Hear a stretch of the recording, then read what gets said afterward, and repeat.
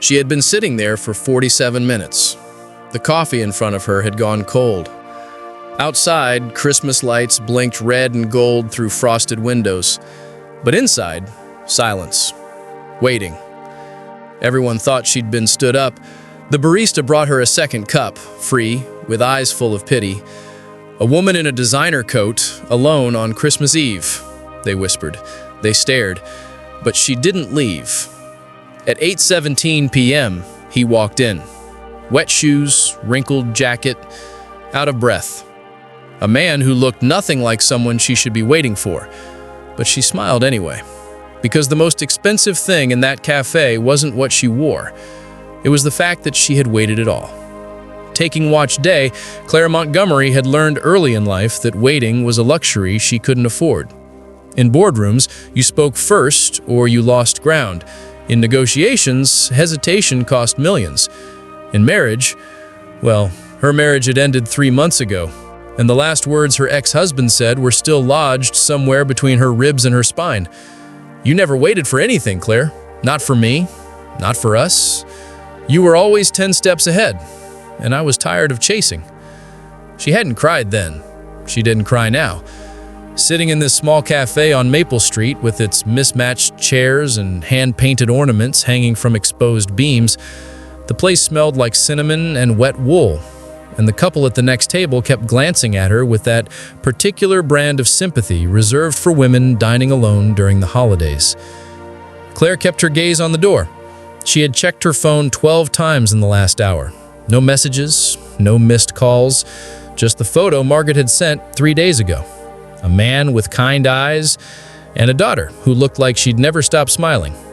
He's not what you're used to, Margaret had said over lunch at that place with the $15 salads, but he's good, Clare. Really good. And I think you need good right now. Clare had almost said no. She had a company to run, a corporate retreat to plan, a PR crisis simmering just below the surface after her CFO leaked the wrong numbers to the wrong journalist. She didn't have time for blind dates or small talk or whatever this was supposed to be. But Margaret had looked at her with that expression, part pity, part concern, and Clare had heard herself say yes before she could think better of it. Now, she was here, alone, waiting. The barista approached again, a young man with a nose ring and a flannel shirt that had seen better days. He set down the second cup of coffee without a word, just a small nod that managed to convey both kindness and awkwardness in equal measure. Clare wrapped her hands around the ceramic mug. It was warm. That was something. She didn't know why she stayed. Logic said to leave. Pride said to leave. Every instinct she'd honed over 15 years of clawing her way to the top said to stand up, walk out, and never look back. But something kept her in that chair, watching snowflakes gather on the window ledge, listening to the low hum of conversation, and the occasional burst of laughter from the corner booth where a family was celebrating something. A birthday, maybe? Or just being together. Clare checked her phone again. 7:53. She had waited 47 minutes. 47 minutes of her life she would never get back. Sitting in a cafe that probably didn't even know her name. Waiting for a man she had never met. And then the door opened. He looked exactly like someone who had fought through hell to get there. His jacket was soaked through, clinging to his shoulders in dark patches. His jeans were spattered with something, water maybe, or slush from the sidewalk. His hair, dark and slightly too long, was plastered against his forehead. He stood in the doorway for a moment, scanning the room. And when his eyes found hers, Clare saw something she hadn't expected. Relief. Pure, unguarded relief. He crossed the cafe in quick strides, and Clare noticed the way people looked at him, not with admiration, but with a kind of puzzled curiosity. He didn't belong here. Not in this cafe with its artisanal pastries and oat milk lattes. Not in her world. "I'm so sorry," he said, and his voice was rougher than she had imagined, lower like he'd been shouting or crying or both. "I'm David. My daughter was sick. I couldn't..." He stopped mid-sentence, as if realizing he was still dripping onto the hardwood floor. Clare stood. She was wearing heels, which made her almost eye-level with him, and up close she could see the exhaustion etched into the corners of his eyes. He smelled faintly of antiseptic and something else. Lavender. maybe children's soap. It's fine, Claire said, and her voice came out cooler than she intended. Professional, guarded. I understand. David's gaze dropped to the 2 coffee cups on the table, then back to her face. You waited. I did. Why? The question caught her off guard. It was too direct, too honest for a first meeting. Most people would have laughed it off or made some joke about having nothing better to do. But David just stood there, water pooling around his boots, waiting for an answer. Claire sat back down. I don't know. He took the seat across from her, moving carefully as if afraid to take up too much space. The barista appeared with a towel, which David accepted with a quiet thank you that sounded like he meant it. He dried his face, his hands, the back of his neck. His fingers were calloused, Claire noticed. Working hands. How's your daughter? Claire asked, because it seemed like the right thing to say. She's okay. High fever, but it broke about an hour ago. She's home now. Sleeping? David folded the towel and set it on the edge of the table. I tried to text you. The signal in the ER waiting room is terrible. Emergency room. Claire felt something shift in her chest, a small crack in the wall she had built between herself and this moment. You were at the hospital. Yeah. David picked up the menu, put it down again. His hands were shaking just slightly. I thought about canceling, but Emma, that's my daughter, she told me I should come. She said, "You might be nice." Am I? Claire asked before she could stop herself. David looked at her, then really looked at her, and Claire felt the full weight of his attention. It wasn't invasive or presumptuous. It was careful, considerate, like he was trying to see past the designer coat and the perfect hair to whatever was underneath. I don't know yet, he said finally. But you waited. So, maybe. The couple at the next table got up to leave, and in the brief silence that followed, Claire became aware of how loud her own heartbeat sounded. She reached for her coffee, the second one, still warm, and took a sip. It was too sweet. The barista had added sugar without asking. She drank it anyway. Margaret said, "You're a plumber," Claire said. "I am. Do you like it?" David's mouth twitched. Almost a smile. It pays the bills, keeps Emma fed. That's what matters. That's not what I asked. He leaned back in his chair, and for the first time since he'd walked in, some of the tension seemed to leave his shoulders. No, it's not what I'd choose if I had a choice. But I do it well, and people need me, so that counts for something. Claire thought about her own work. The board meetings, the acquisitions, the endless strategy sessions where she moved money around like pieces on a chessboard. Did people need her, or did they just need what she could do for them? What would you choose? She asked if you had a choice. David was quiet for a long moment. Outside, the snow was falling harder now, blurring the lights into soft halos. I used to be an architect, he said finally. Designed houses, mostly custom builds. I like the idea of creating spaces where people could be happy. Why did you stop? My wife got sick. His voice didn't change, but Claire saw his jaw tighten. Cancer. By the time she was gone, I had medical bills that would have buried us. Plumbing pays better than entry-level architecture, and I could start right away, so I did. Claire set her cup down carefully. I'm sorry. Don't be. It was 3 years ago. We're okay now, Emma and me. He said it like he was trying to convince himself as much as her. The barista came by again, this time with a notepad. David ordered water. Just water. Claire saw the way his eyes skipped over the menu, avoiding the prices, and something in her chest tightened. Get something to eat, she said. Please, I'm fine, David. She waited until he looked at her. Get something to eat.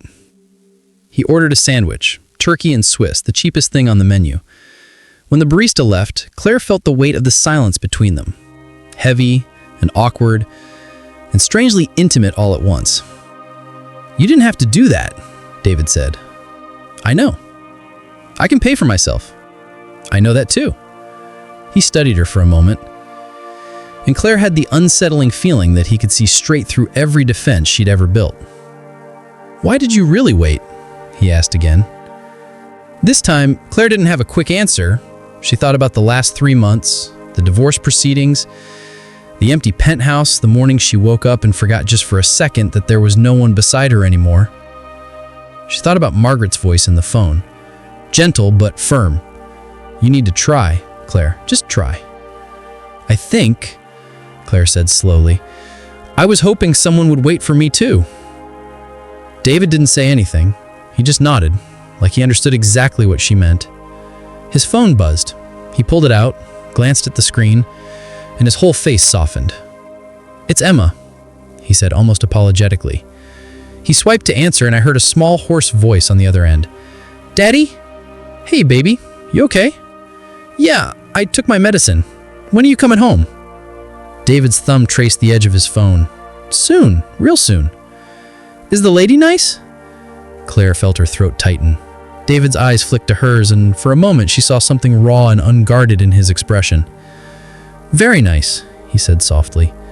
"Good. You deserve someone nice, Daddy."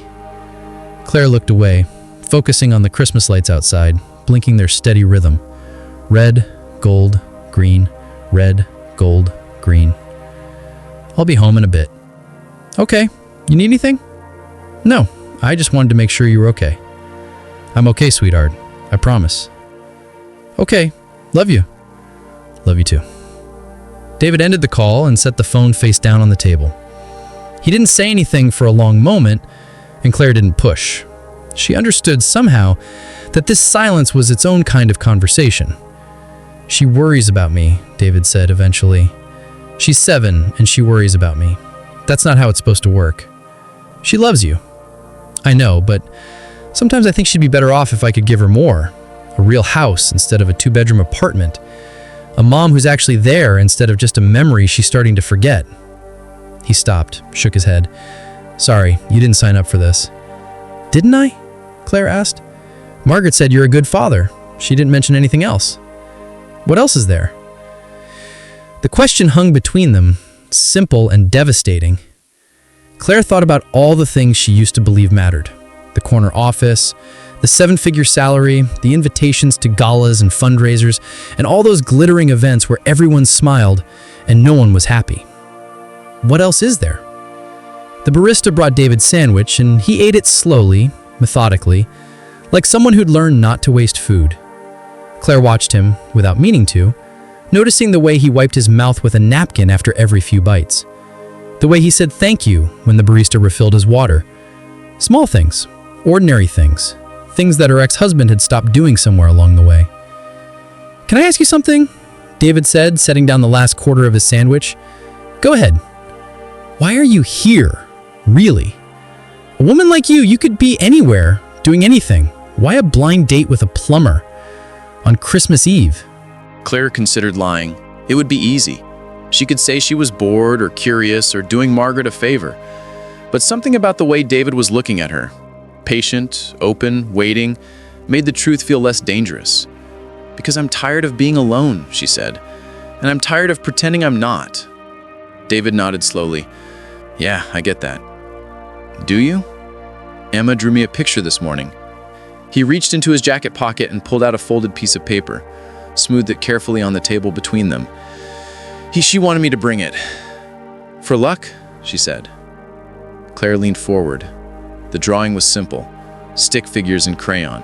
A man and a woman holding hands. Above them, Emma had written in wobbly letters, "Daddy and his new friend.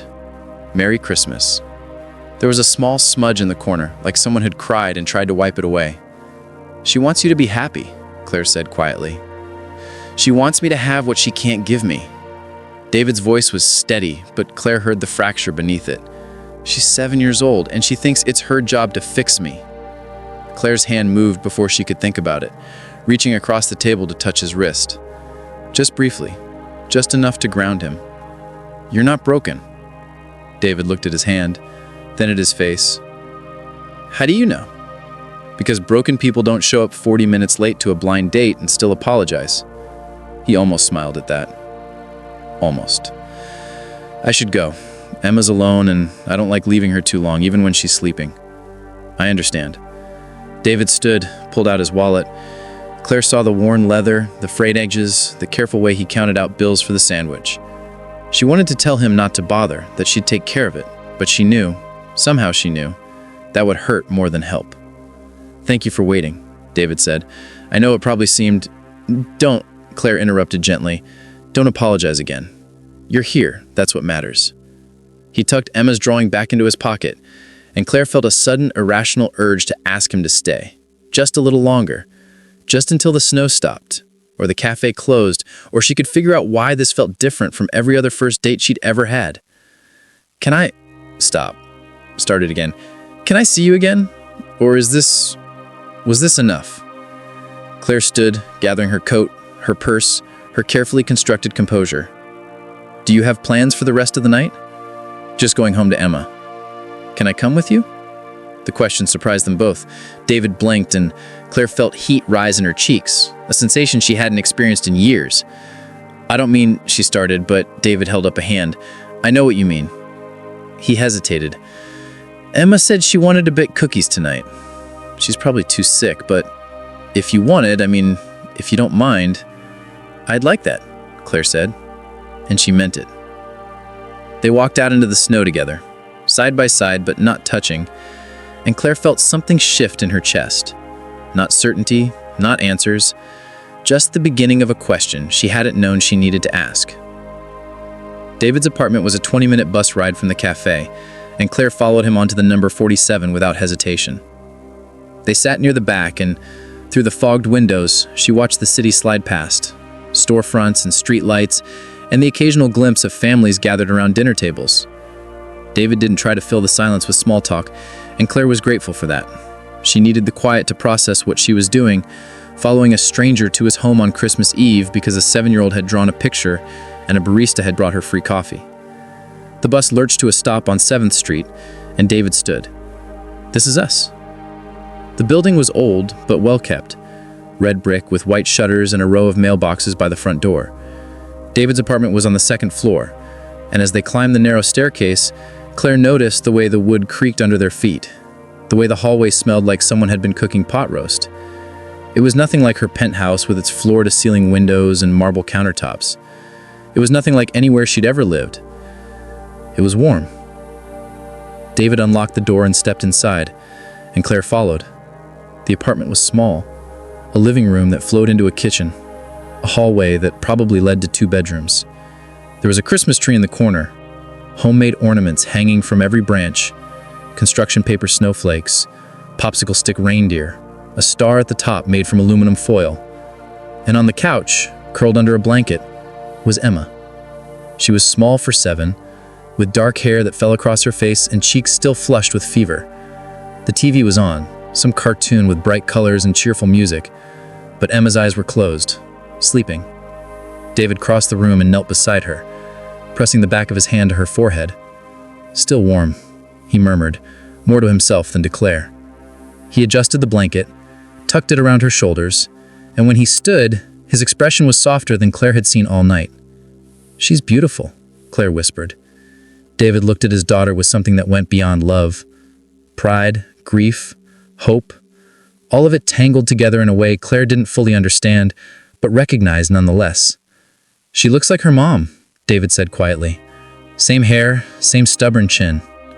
Emma stirred, her eyes fluttering open.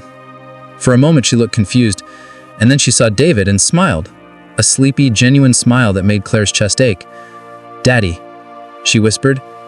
"You're back, baby." Emma's gaze shifted to Claire, and there was no shyness in it, no hesitation, just curiosity. "Are you Daddy's friend?" she asked. Claire moved closer, kneeling so she was at Emma's level. "I hope so. I'm Claire." "I'm Emma," she coughed, a rough sound that made David wince. "Did Daddy show you my picture?" "He did. It's beautiful." Emma's smile widened. "Do you like cookies?" "I do." "Good, because Daddy said we could bake some tonight, but I don't think I can get up." She looked at David, apologetic. "I'm sorry, Daddy." "Hey," David sat on the edge of the couch, brushing hair from Emma's face. "You don't apologize for being sick. We'll bake cookies another time, but it's Christmas Eve, and you need to rest." Emma's lower lip trembled, and Claire saw David's resolve waver. She stood, crossing to the small kitchen, and opened the fridge. Butter, eggs, a half-empty bag of flour in the cupboard, sugar in a container that had seen better days. "What if," Clare said, turning back to them, "we baked cookies here? Emma can tell us what to do, and we'll do the work. That way she can still be part of it." Emma's eyes lit up. David looked at Clare like she just offered him something he didn't know he needed. "You don't have to," he started, but Clare shook her head. "I want to." And she did. She didn't know why exactly. Maybe it was the way Emma looked at her father, like he hung the moon. Maybe it was the homemade Christmas tree and the smell of cinnamon lingering in the air. Maybe it was the fact that, for the first time in months, Clare felt like she was exactly where she was supposed to be. They baked cookies. Emma directed from the couch, her voice small but determined. "More sugar, Daddy." "No, more than that." "And, Miss Clare, you have to crack the eggs with one hand or it's bad luck." Clare had never cracked an egg with one hand in her life, but she tried. The first one shattered, shell and yolk mixing together in a mess that made Emma giggle. The second one worked, barely, and David caught her eye across the counter and smiled. A real smile this time, one that reached his eyes. They worked in a kind of rhythm, David measuring and Clare mixing, and somewhere along the way, flour ended up on David's shirt and butter on Clare's sleeve. Emma laughed at them both, and the sound filled the small apartment like light. When the first batch came out of the oven, they were misshapen and slightly burned on the edges, but Emma declared them perfect. David brought her one still warm, and she took a small bite before handing it to Clare. "You try," Emma insisted. Clare took a bite.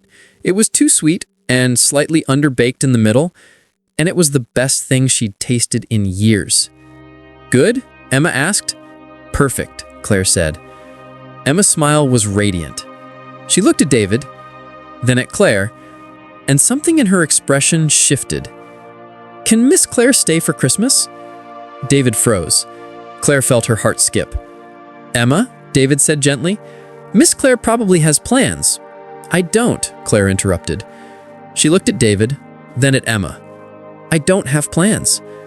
Emma sat up a little straighter. "So you can stay." Clare thought about her penthouse, empty and cold. She thought about the corporate retreat she was supposed to be planning and the PR crisis waiting in her inbox. She thought about all the reasons she should say no. "I'd like that," she said instead.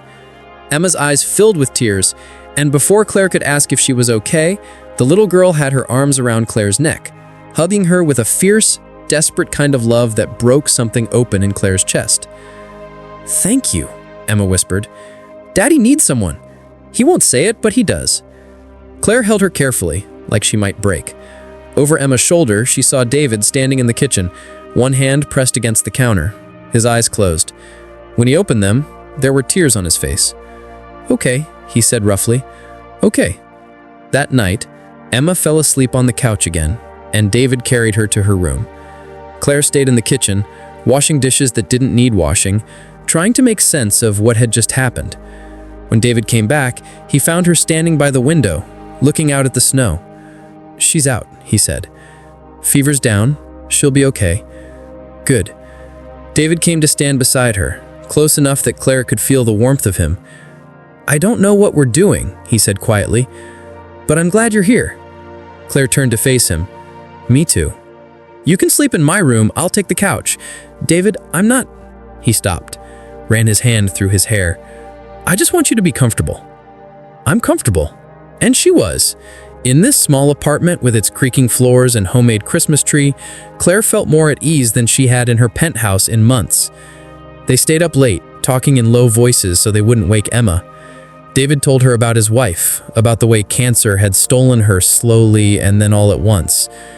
Clare told him about her divorce, about the way success had become a prison she'd built for herself. They didn't try to fix each other. They just listened.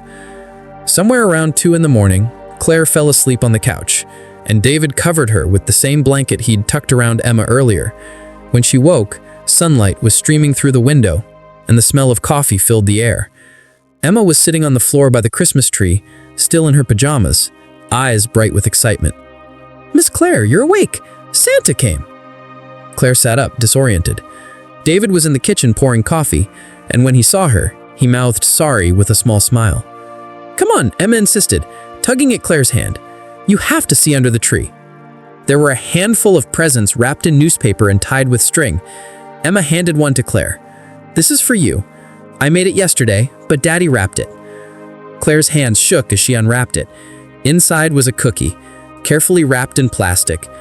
A heart-shaped cookie decorated with red frosting and the words, "Thank you for waiting," in Emma's unsteady hand. Clare couldn't speak. She just held the cookie and cried. And Emma crawled into her lap, small arms wrapping around her. "Don't be sad," Emma whispered. "It's Christmas." "I'm not sad," Clare managed. "I'm happy." "Good," Emma pulled back, looking at her seriously. "Daddy says being real is better than being perfect. Are you real?" Clare looked at David, who was watching them with an expression she couldn't quite name. "I'm trying to be," she said. Emma nodded, satisfied. "Then you can stay." They spent Christmas morning together, the three of them, and no one else. They ate cookies for breakfast and opened presents that were small and thoughtful and nothing like the expensive gifts Clare usually exchanged with colleagues and clients. Emma gave David a drawing of the three of them, and David gave Emma a new set of crayons. Clare hadn't brought anything, but Emma didn't seem to mind. Around noon, Clare's phone buzzed. Margaret. She let it go to voicemail. "You don't have to stay," David said, coming to stand beside her in the kitchen. "If you need to go, I understand." Clare looked at him, and this man who had shown up late and apologized too many times and baked cookies with flour in his hair, this man who loved his daughter more than anything and still somehow had room in his heart to let Clare in. "I know I don't have to," she said, "but I want to." David's hand found hers, rough calluses against smooth skin. "Why?" It was the same question he'd asked in the cafe, and this time Clare had an answer. "Because you waited too," she said. "You didn't give up on tonight. Even when you had every reason to, you came anyway. And I think..." She stopped, steadied herself. "I think that's what love is, showing up even when it's hard, especially when it's hard." David's fingers tightened around hers. "Clare, I don't know what this is," she interrupted. "I don't know where it's going, but I know I haven't felt this real in a long time, and I don't want to let that go." Emma appeared in the doorway, dragging her blanket behind her. "Are you guys done talking? I want to watch a movie." David laughed, a sound that was half sob, half joy. "Yeah, baby, we're done talking." They watched a movie, some animated thing about a snowman and magic and believing, and Emma fell asleep between them, her head on Clare's shoulder, her feet in David's lap. Clare felt the weight of her, warm and trusting, and thought about all the things she'd been chasing for so long. Success, recognition, control, none of it mattered as much as this. When Emma awoke, she insisted they make dinner together. They had spaghetti and frozen meatballs, and it was the best meal Clare had eaten in years.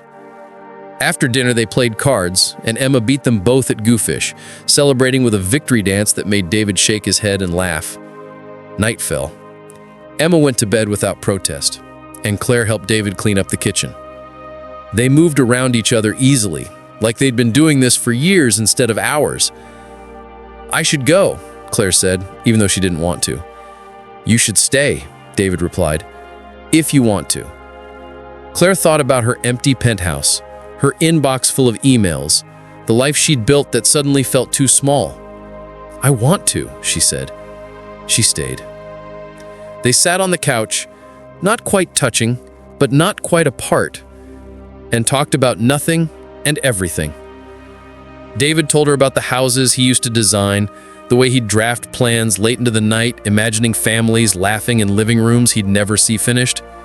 Clare told him about the company she'd built from nothing, the way she'd sacrificed everything to prove she was good enough, smart enough, strong enough. Were you? Good enough? I mean, I don't know, Clare admitted. I thought success would feel different, like I'd finally be able to stop running, but it just made me run faster. David nodded. After Sarah died, I thought if I could just keep Emma safe, keep her fed, keep her happy, that would be enough. But she kept asking when I was going to be happy, and I didn't have an answer. Are you? Clare asked. Happy? Really? He looked at her, and Clare saw her own loneliness reflected in his eyes. I'm getting there. They fell asleep on the couch, Claire's head on David's shoulder, his arm around her waist. It wasn't romantic, it wasn't perfect, it was just two people, tired and broken and trying, finding comfort in each other's warmth. When Emma woke, morning light was filtering through the curtains, and Emma was standing next to the couch staring at them with wide eyes.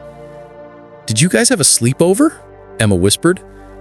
"Yeah," David said, his voice rough with sleep. "I guess we did." Emma climbed onto the couch between them, snuggling into the space they'd unconsciously left for her. "Can we do it again?" Clare met David's eyes over Emma's head. He smiled, tentative and hopeful, and Clare felt something settle in her chest. Not certainty, not answers, just the beginning of something that might eventually become home. "Yeah," Clare said, "we can do it again." Emma beamed. "Good, because I like you, Miss Clare, and Daddy likes you too, even though he won't say it yet."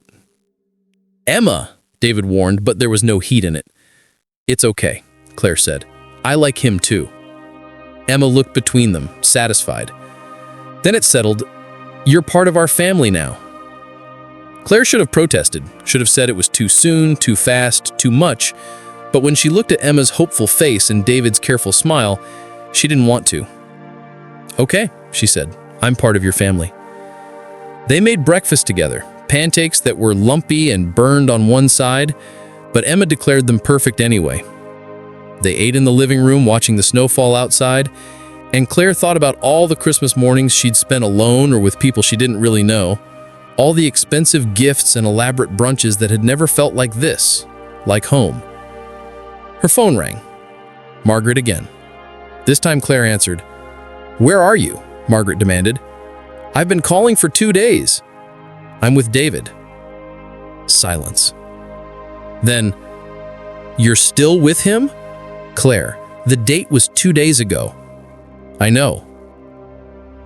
"And you're still there?"